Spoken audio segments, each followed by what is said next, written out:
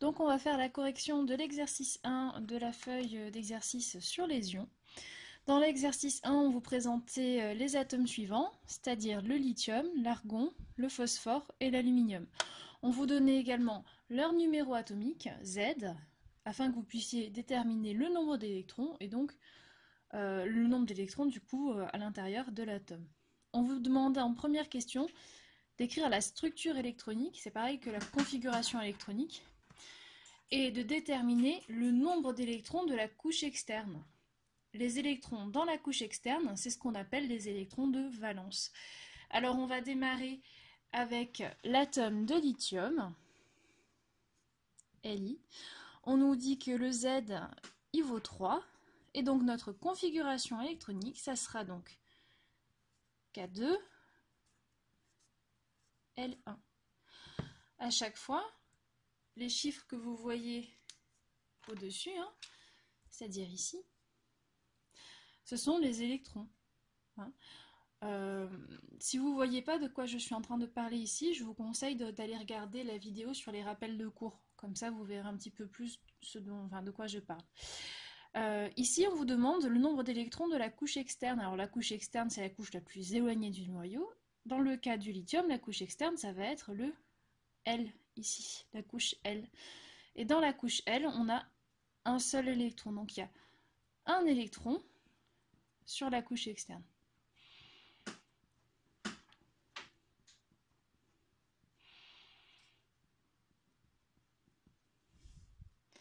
Maintenant, on va passer du coup à l'argon.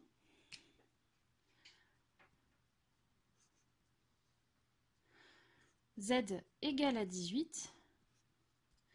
Et donc ça nous donne en structure électronique K2, L8, M8. Ici, la couche externe, c'est la couche M qui possède 8 électrons. Donc il y a 8 électrons sur la couche externe.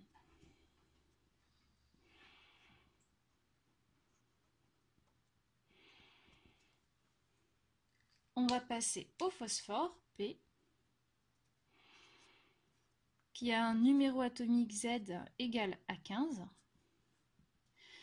Et ça nous donne en structure électronique K2, L8, M5. Ici, la couche externe, c'est la couche M, qui possède 5 électrons. Il y a donc 5 électrons sur la couche externe.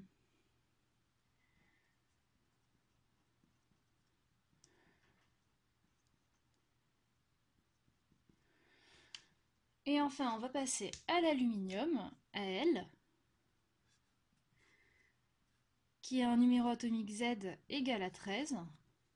Sa structure électronique, ça va donc être K2, L8, M3.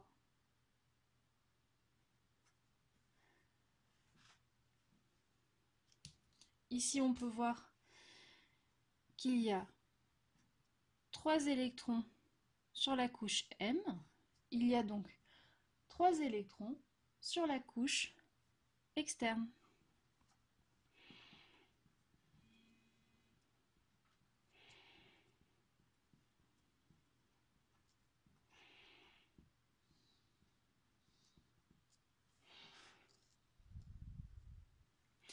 En question 2, on nous demandait quels étaient les ions que chacun de ces atomes allait pouvoir donner.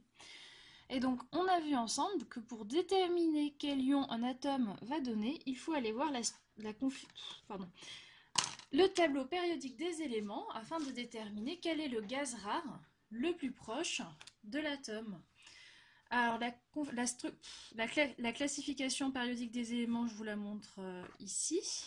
Hop, elle sera un peu tournée, mais bon, on va faire avec. Et donc, le premier élément qu'on va aller voir, c'est le lithium. Le lithium, il est ici. Et les gaz rares, ils se situent ici, sur la dernière colonne. Le lithium, le gaz rare qui est le plus proche du lithium, ça va être l'hélium, puisque pour passer du lithium à l'hélium, ici, il vous faut juste reculer d'une case.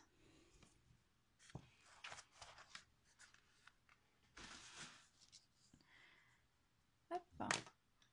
Donc pour répondre à la question 2, on procède en plusieurs étapes. Donc pour le lithium, Li, le gaz rare le plus proche, on a dit que c'était l'hélium.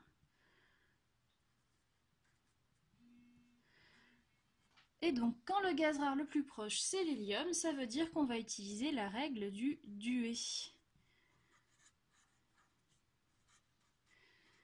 Et alors la règle du Dewey, elle nous dit que la dernière couche électronique de l'ion lithium, ça doit être la couche K, ici.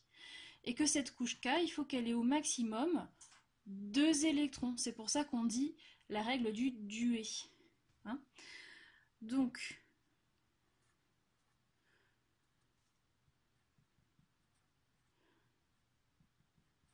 l'ion lithium, il a pour structure électronique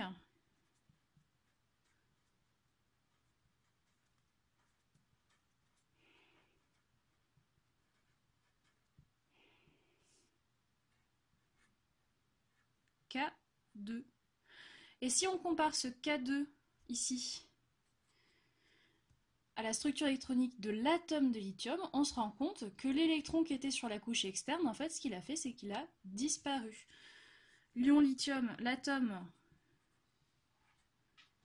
a perdu un électron pour devenir l'ion lithium.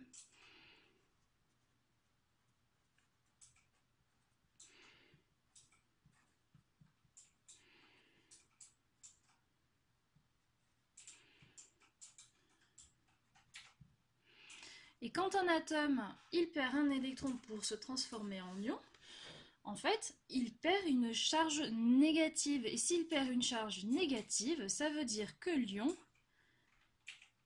il va être chargé positivement.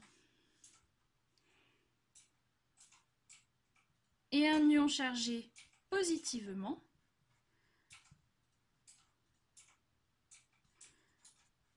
c'est un cation.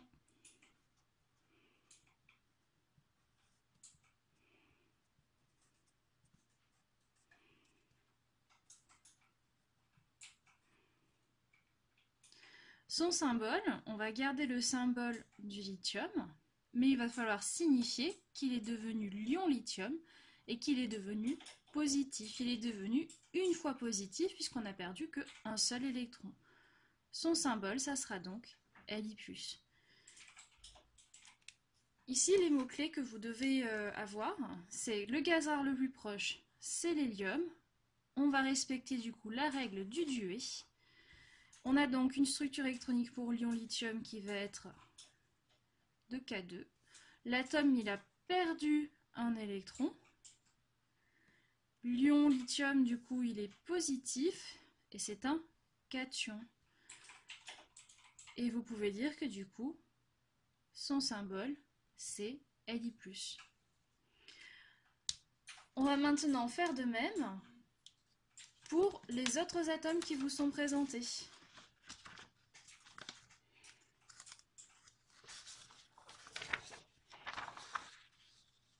On va commencer du coup avec l'argon. L'argon ici,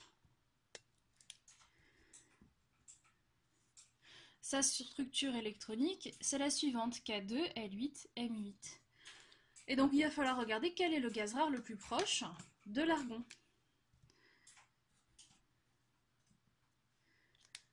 Je vous remontre la classification périodique. Et si on regarde la classification périodique, vous savez que les gaz rares sont ceux qui se trouvent sur la dernière colonne ici. Et donc si on regarde, en fait, l'argon, c'est déjà un gaz rare. Donc c'est-à-dire que le gaz rare le plus proche de l'argon, c'est l'argon a priori. Et donc la propriété des gaz rares, c'est qu'ils sont déjà stables. Ils ne vont pas avoir tendance à former des ions. Donc il n'existe pas d'ion argon. Donc c'est un gaz rare, il ne forme pas d'ion.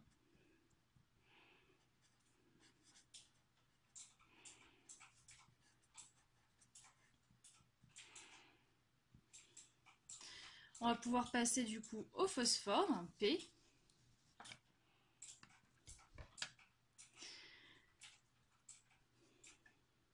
Pour le phosphore P, il va nous falloir déterminer quel est le gaz rare le plus proche. Alors, on regarde notre classification périodique. Et alors, le phosphore, il se situe ici. Le gaz rare le plus proche, ça va justement être l'argon qui est là. Il n'est qu'à 1, 2, 3 cases. Tandis que le néon, ici, il est à 1, 2, 3, 4, 5 cases. Donc, le gaz rare le plus proche ici, c'est l'argon.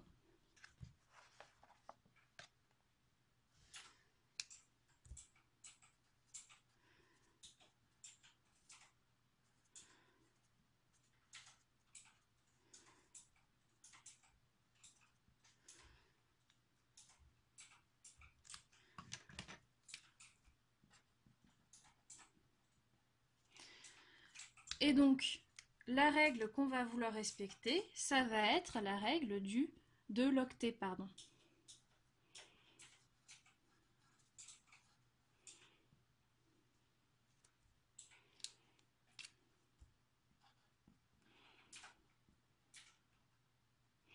En fait, le phosphore, lui, il n'a qu'une envie, c'est de venir ressembler à l'argon qui est présenté là. Pour pouvoir ressembler à l'argon qui est présenté ici, il faut qu'il complète sa dernière couche, c'est-à-dire sa couche externe, pour qu'il y ait à la fin 8 électrons.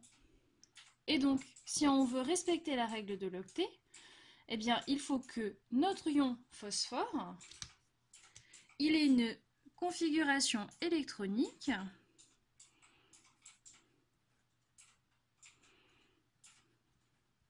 identique à celle de l'argon.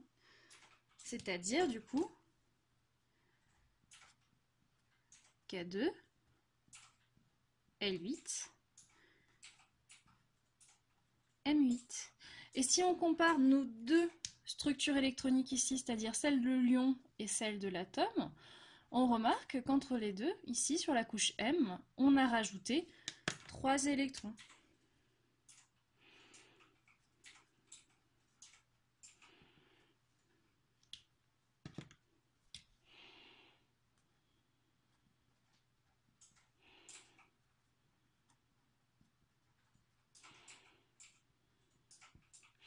L'ion, il va être chargé du coup négativement.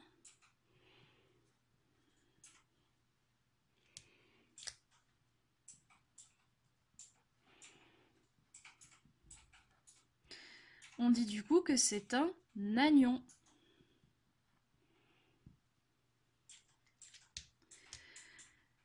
Et son symbole,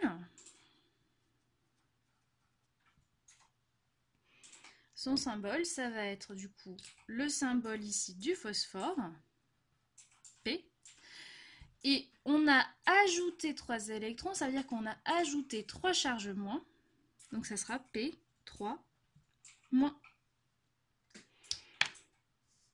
Il ne nous reste plus que l'aluminium.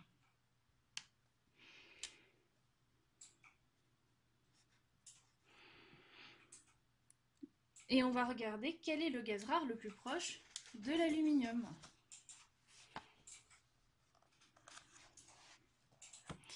L'aluminium, il se trouve ici. Et le gaz rare le plus proche, ça va être soit le néon, soit l'argon. Et alors on va les regarder, lequel est le plus éloigné.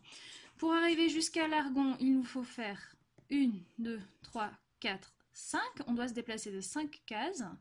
Et pour arriver au néon, ici, on doit se déplacer de 1, 2, 3 cases. Donc a priori, le gaz rare le plus proche, ça sera le néon ici, Ne.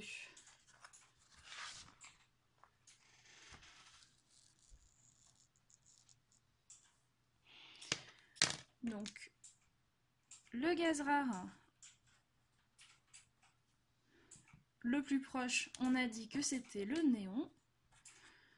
Et quand le gaz rare le plus proche, c'est le néon, ça veut dire qu'on doit respecter la règle de l'octet. La règle de l'octet qui nous dit que sur la dernière couche, il doit y avoir 8 électrons.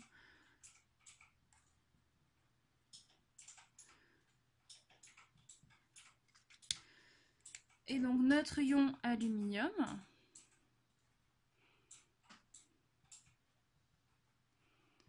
sa structure électronique, ça va être du coup K2, L8. On a dit que le gaz rare le plus proche, c'était le néon. Et le néon, sa structure électronique, c'est K2, L8. En fait, on a enlevé ces 3 électrons de la couche M. Comme ça, notre dernière couche, c'est la couche L. Et elle contient bien 8 électrons.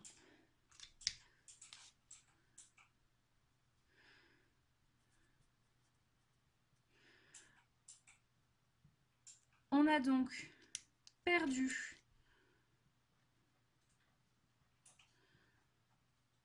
3 électrons.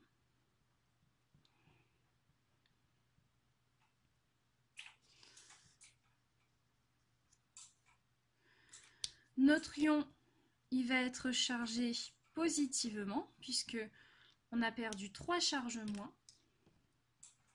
Ça va donc être un ion positif. Et les ions positifs, ce sont des cations. Son symbole, ça va être Al pour l'aluminium, ici.